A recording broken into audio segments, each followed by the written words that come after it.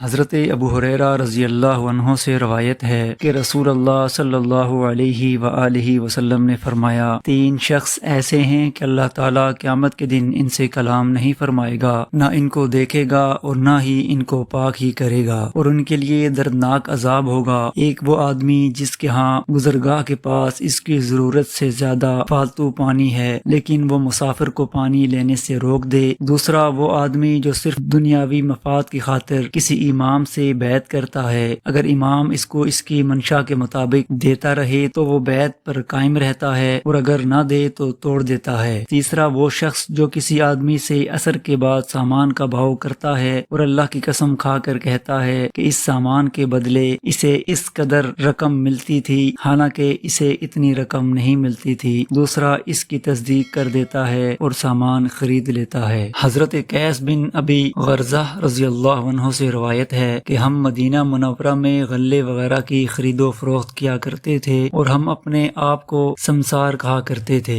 لوگ بھی ہمیں اس لفظ سے موسوم کرتے تھے، حتیٰ کہ ایک دن رسول اللہ صلی اللہ علیہ وآلہ وسلم ہمارے ہاں بازار میں تشریف لائے اور ہمیں ایسے نام سے پکارا جو ہمارے رکھے ہوئے نام سے بدرجہ بہتر تھا۔ آپ صلی اللہ علیہ وآلہ وسلم نے فرمایا، ہے تاجروں کی جماعت، تمہارے سودوں میں بلا کسد قسمیں اور فضول باتیں واقع ہوتی رہتی ہیں، لہٰذا تم صدقہ کیا کرو۔ حضرت حکیم بن حزام رضی اللہ عنہ سے روایت ہے کہ رسول اللہ صلی اللہ علیہ وآلہ وسلم نے فرمایا، خرید و فروخت کرنے والے 2 شخص جدا ہونے سے پہلے بیع کی واپسی کا اختیار رکھتے ہیں، اگر وہ ہر بات واضح بیان کر دیں اور سچ بولیں تو ان کی بیع میں برکت ہوگی، اور اگر وہ جھوٹ بولیں اور صورتحال کو چھپائیں تو ان کی بیع سے برکت اٹھ جائے گی۔